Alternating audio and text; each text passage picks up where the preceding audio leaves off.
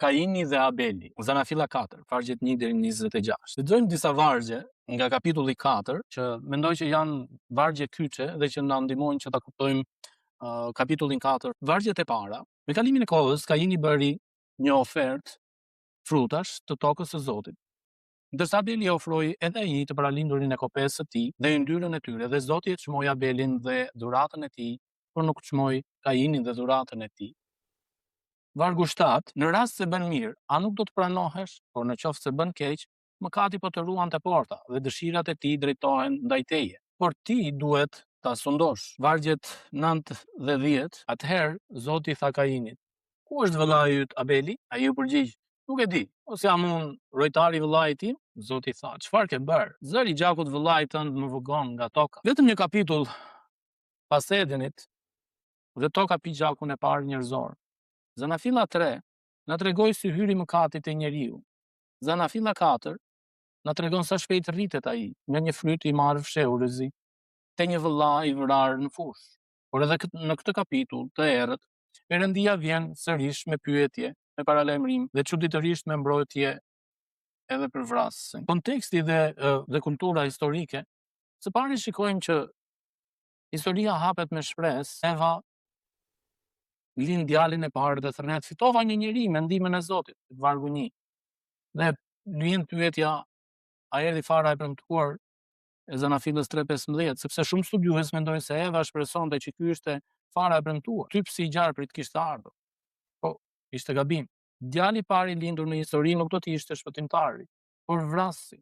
Premtimi ishte i vërtet, por rruga deri tek ai do të ishte shumë më e gjatë dhe më e dhimbshme nga sa ta imagjinonte nëna e parë. Në skena tashmë zhvillohet jashtë Edenit, në botën e gjambave dhe të djersës që përshkroi kapitullin 3. Për vemre hollësi ngushëlluese. Edhe pse njeriu u dëbua nga kopshti, ai nuk u dëbua nga mundësia e adhurimit. Kaini dhe Abeli sjellin oferta, pra ekzistonte një formë e njohur e afrimit te Perëndia. Ndoshta e mësuar nga vetë prindrit që e kishin parë me sytë e tyre sakrificën e parë, kur Perëndia i veshi me lëkurë. Te 3:21. Dera e Edenit u mbyll, dera e adhurimit mbeti hapur. Dhe pikërisht te kjo derë e hapur do të shfaqet tragjedia e kapitullit, sepse edhe adhurimi mund të bëhet vend i mëkatit kur bëhet me zemrën e gabuar. Kemi dy vëllezër që përfaqësojnë dy profesione themelore të botës së lashtë. Kaini punon të tokën, Abeli kulloste kopet. Të dy sollën oferta. Në fakt, këtu duhet një saktësim i rëndësishëm. Problemi nuk ishte se Perëndia preferon mishin ndaj perimeve. Ligji Mojsiut do të përfshinte më vonë edhe ofertat e drithit, Levitiku 2. Ndryshimi qëndron në dy hollësi që teksti i thekson me kujdes. Abeli solli të paralindurin dhe e ndyrën pjesën e parë dhe më të mirën. Për Kainin thuhet thjesht se solli frutat të tokës, pa asnjë cilësim, pa të parat, pa më të mirat. Dhe Hebrejve 11:4 zbulon rënjën. Me anë të besimit, Abeli i ofroi Perëndisë flijim më të mirë se Kaini. Njëri dha nga besimi më të mirën, tjetri dha nga detyrimi diçka. Perëndia nuk peshon ofertat, peshon zemrat pas tyre. Ndalemi pak së bashku tek vargjet 1 deri në 5. Dy oferta, dy zemra. Po të vëmë re renditjen e vlerësimit hyjnor, Zoti e çmoi Abelin dhe dhuratën e tij. Personi vjen para dhuratës. Perëndia nuk pranon oferta nga zemra të mbyllura dhe nuk refuzon zemra të hapura, edhe kur duart janë bosh.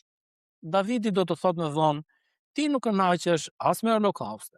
Flijimet e Perëndisë janë fryma e thyer. Psalmi 51, vargjet 16 deri në 17. Reagimi i Kainit ndaj refuzimit e tregon zemrën që kishte pas ofertës. U zumërua shumë dhe fytyra e tij u dëshpërua. Jo pendim, jo pyetje, çfarë duhet të ndryshoj, por zemërim. Zemërimi ndaj Perëndisë dhe zilia ndaj vëllait është edhe përzierja që do të prodhojë vrasjen e parë. Vargjet 6 deri në 7. Mëkati te porta, paralajmërimi i parë që ne shikojmë. Para se Kaini të veprojë, Perëndia vjen tek ai, jo me rrufe, por me pyetje dhe paralajmërim. Pse je zëmëruar? Mëkati po të ruan te porta dhe dëshirat e tij drejtohen ndaj teje, por ti duhet ta sundosh. Kjo është një nga pamjet më të fuqishme të mëkatit në të gjithë Biblën. Një bish e strukur te dera, e gatshme të hidhet, por ende jashtë. Perëndia i thot Kainit 3 të vërteta: mëkati është afër te porta jote, jo diku larg. mëkati të do ty, dëshirat e tij drejtohen ndaj teje. Dhe mëkati mund të sundohet, ti duhet ta sundosh. Jo ndoshta mundesh, por urdhër dhe mundësi njëkohësisht. Pra Perëndia jep urdhër, ti duhet ta sundosh. Kaini nuk ishte i dënuar të vriste, ai zgjodhi t'ia hapte derën bishës. Vargu 8, Kaini foli vëllait të tij Abelit kur u gjendën në fushë. Kaini u ngrit kundër vëllait të tij Abelit dhe e vrau. Vini re ftotësinë, i foli, e ftoi, e çoi në fushë larg syve. Vrasja e parë nuk ishte shpërtimi i çastit, por plan. Vini re edhe se kundër kujt u drejtua dhuna e parë e historisë, jo kundër një armiku, por kundër vëllait. Dhe shkaku mund të ishte pasuria, pushteti, por adhurimi. Kaini e vrau Abelin sepse oferta e vëllait u pranua dhe e tija jo. E para Gjonit 3:12 e thot troç, e vrau sepse veprat e tij ishin të liga dhe ato të vëllait të tij ishin të drejta. Drejtësia e tjetrit përjetohet si akuzë nga zemra e pandrequr. Vargjet 9 deri në 15. Zoti pyet, ku është vëllai yt? Ashtu si me Adamin, ku je? Perëndia vjen te Kaini me pyetje, ku është vëllai yt Abeli? Sërish jo për të marrë informacion, por për të hapur derën e rrëfimit. Përgjigjja e Kainit është dy fishe të mërshme, një gënjeshtër, nuk e di, dhe një pyetje cinike që ka mbetur proverbiale. Mos jam unë rojtari vëllait tim? Përgjigjja e nënkuptuar e gjithë Biblës është po, pikërisht ai je. Pastaj Perëndia shpat diçka që të ngjeth misht. Zëri i gjakut të vëllait tënd më vëgon nga toka. Nuk ka varr aq të thellë sa ta mbysh zërin e padrejtësisë. Gjaku i pafajshëm flet dhe Perëndia dëgjon. Gjykimi i Kainit pasqyron mëkatin e tij. Toka që piu gjakun e vëllait nuk do t'i jap më forcën e saj. Bujku bëhet endacak, por edhe këtu hiri i papritur. Kur Kaini ankohet se do ta vrasin, Perëndia i dhe një shenjë mbrojtëse. Vrasësit të parë i jepet mbrojtja nga vrasja. Perëndia nuk e miraton Kainin, por as nuk ja dorëzon spirales së hakmarrjes. Që në kapitullin 4, Perëndia po e frenon rrjedhën e dhunës që njeriu sapo e ka çliruar. Kapitulli 4, vargjet 16 deri në 24. Tek Zanafilla. Qytetërim larg pranisë dhe kënga e Lamekut. Kaini largohet nga prania e Zotit dhe ndërton qytetin e parë. Pasardhësit e tij shpikin blegtorin nomade, muzikën dhe metalurgjinë. Vargjet 20 dhe 22. Kultura lulëzon edhe larg Perëndis, sepse shëmbëtyra e tij në njeriu nuk fshihet dot plotësisht. Por brenda 7 brezave, dhuna është përshkallëzuar. Lameku i pari, poligami i Biblës, i këndon grave të veta këngën e parë të historisë dhe është këngë vrasje. Unë vrava një njeri për një plag, në qoftë të se. Kaini hakmerret 7 herë, Lameku do të hakmerret 70 herë 7. Vargjet 23 dhe 24. Nga fruti i vjedhur dhe vrasja e vëllait, dhe mburja për vrasje. Kjo është trajektoria e mëkatit të pasunduar. Mbajeni mend numrin e Lamekut. Jezusi do të kthej përmbys një ditë. Vargjet 25 dhe 26. Fija e shpresës. Kapitulli 4 i Zanafillës nuk mbyllet me Lamekun, por me një lindje. Sethi, një pasardhës tjetër në vend të Abelit. Fara e premtuar nuk vdiq me Abelin. Perëndia vazhdon linjën dhe vargu i fundit ndes dritën. Atëherë filluan të përmendin emrin e Zotit. Në një botë ku dhuna këndohet me krenari, një komunitet i vogël fillon të lutet. Kjo është historia e gjithë Biblës në miniaturë. Linja e Kainit ndërton qytete dhe këndon këngë hakmarrje. Linja e Sethit thërret emrin e Zotit dhe pret farën e premtuar. Vini re dhe diçka tjetër për emrin që Eva i dhe djalit të tretë. Seth, do të thot i vendosur, i dhënë.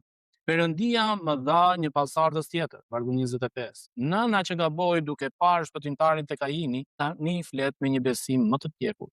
Nuk shpall më fitova, por rrëfen. Perëndia dha. Humbja e dy djemve, njeri i vrarë e tjetri i mallkuar, e mësoi të shpresonte jo te fëmijët e saj, por te besnikëria e tij që premtoi. Ndonjëherë, edhe besimi ynë duhet të kalojë nga fitoria te ai dha, të japim Perëndis lavdinë. Do të ruan te porta, vargu 7. Folja origjinale përshkruan një kafshë grabitçare të shtrirë në prit, e njëjta pamje që përdor Pietri për djallin, si një luan vrumbullues. Sillet rreth e qark duke kërkuar cili mund të përpijë. E para Pietrit 5:8. Mëkati nuk paraqitet si njollë pasive, por si bish aktive me dëshira. Ta sundosh, to tek vargu 7, e njëjta fjalë origjinale që u përdor për thirrjen e njeriu për të sunduar mbi kafshët, 1:28, Kaini thirrej të bante me bishën të porta, atë që njeriu ishte krijuar të bante, me çdo bish, ta zotëronte, ta sundonte, jo të shërbente. Urdhri nënkupton mundësinë, Perëndia nuk urdhëron të pamundurën pa dhënë edhe hirin për ta bërë. Rojtari i vëllait tim, vargu 9. Fjala rojtar është e njëjta që përdoret për detyrën e Adamit në kopësht, ta punonte dhe ta ruante. 2:15. Ironia është therse. Njeriu krijua rojtar, Kaini thallet me vetë thirrjen e tij. Bibla do të përgjigjet me ligjin e dashurisë. Ne jemi përgjegjës për njëri tjetrin, Galatasve 6:2. Gjaku më vëgon, vargu 10. Në gjuhën origjinale gjaku këtu është në shumës, gjaqet, që rabinët e vjetër e shpjegonin kështu. Bashkë me Abelin u vran edhe të gjithë pasardhësit që s'do të lindin kurrë. Çdo të jetë njerëzore e përmban breza të tërë. Lidhja me Krishtin dhe dhjatën e re. Dhjata e re e kthen këtë histori në një nga kontrastet më të bukura të saj. Dhe Jezusit, ndërmjetësi të beslidhjes së re dhe gjakut të spërkatjes që flet më mirë se ai i Abelit. Hebrejve 12:24. Dy gjaqe flasin nga toka. Gjaku i Abelit bërtet drejtësi, kërkon dënimin e vrasësit. Gjaku i Jezusit flet falje, kërkon shfaqësimin e fajtorit. Abeli vdiq si viktim kundër vullnetit të tij. Jezusi e dha jetën me vullnet të lirë. Abeli u vra nga vëllai i tij, Jezusi u vra për vëllezërit e tij. Përfshir ata që e vran. O atë, fali ata. Luka 23:34. Jezusi vetë quan Abelin martirin e parë të historisë, Teu 23:35. Dhe fill pas tij qëndron vetë Jezusi si martiri përfundimtar i vrarë. Si Abeli, nga zilia e atyre që adhurimi i tyre ishte formë pa zemër. Marku 15:10. Ku numri i Lamekut? 70 herë 7. Hakmarrje. Deklarata më arrogante e dhjatës së vjetër. Mira vjet më vonë, Pietri e pyet Jezusin sa herë duhet të falë vëllain, deri në 7 herë. Dhe Jezusi përgjigjet me saktësisht numrin e Lamekut, të kthyer përmbys. Jo deri në 7 herë, por deri në 70 herë 7, Mateu 18:22. Aty ku Lameku shumëzoi hakmarrjen, Krishti shumëzon faljen. Ungjilli është antikanga e Lamekut. Zbatim praktik, ose si mund të aplikojmë neve në jetën tonë të përditshme, ose dhe mësimet që marrim. Barinjtë e vjetër të maleve tona e din mirë. Ujku nuk e sulmon kurrë kopen kur bariu është zgjuar. Ai pret e gardhin, natën, çastin e përgjumjes. Kështu e përshkroi Perëndia mëkatin te porta e Kainit. Bisha nuk hyn me forcë, pret që t'ja hapësh ti. Dhe kjo na çon te 5 mësime shumë konkrete. E para është kontrollo zemrën para se të kontrollosh ofertën. Kaini solli diçka, Abeli solli më të mirën me besim. Pyetja e adhurimit nuk është a erdha në kish, por çfarë solla dhe nga ç'është zemër. Perëndia çmon më parë personin, pastaj dhuratën. Një këngë e kënduar me zemër të ftohtë dhe një e 10 e dhënë me pahir janë frutat e Kainit me emër tjetër. E dyta, trajtoje xhelozin si alarm zjarri. Zemërimi i Kainit ishte faza e parë e vrasjes. Jezusi e bën lidhjen shprehimisht tek Mateu 5, vargjet 21 dhe 22. Kur suksesi tjetrit të errëson fytyrën, kur bekimi i vëllait të duket pa drejtësi ndaj teje, bisha është e porta. Mos e ushqe. Bekoje me zë atë që të ngjall zili dhe zilia humbet terrenin. E treta, sundoje mëkatin sa është te porta. Perëndia i foli Kainit para vrasjes. Mëkati sundohet më lehtë te porta se sa brenda shtëpisë. Betejë fitohet ose humbet te mendimi i parë i ushqyer, jo te veprat e fundit. Dhe premtimi qëndron. Ti duhet ta sundosh me hirin e atij që sundoi tundimin deri në fund. E para Korintasve, kapitulli 10, vargu 13. Të katërti. Po, je rojtari vëllait tënd. Pyetja cinike e Kainit merr përgjigjen e saj në Krisht. Mbani barrën e njëri tjetrit, Galatasve 6:2. Vëllai që nuk e sheh në kish, motra që po lufton në heshtje, janë përgjegjësia jote. Ferenca është forma e butë e Kainit. Së pesti, lëre gjakun që flet më mirë të flas për ty. Kushta mban mbi ndërgjegje diçka që bërtet si gjaku i Abelit. Faji në hesht. Ungjilli thot ka një zë më të fortë.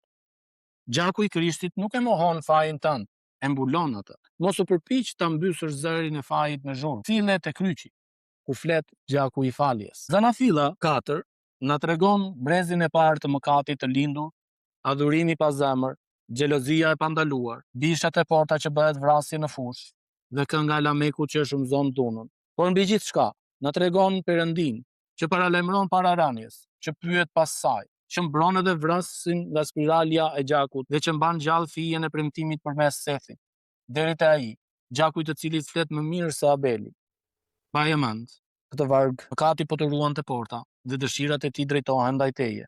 Por ti duhet ta sundosh. Zanafilla 4:7. Bisha nuk hyn dot pa ja hapur ti derën. Disa pyetje për reflektim do të ishin: nëse Perëndia do ta peshonte këtë javë ofertën tënde, kohën, shërbesën, dhënien, mënyrën se si ti e jeton jetën, a do të gjente të paralindurin dhe yndyrën apo disa fruta? Suksesi apo bekimi i kujt të kanë gjallur së fund me zili? Çfarë do të ndodhte po ta bekoje me zë dhe me lutje pikërisht atë person? Ku ndodhet bisha te porta në jetën tënde tani?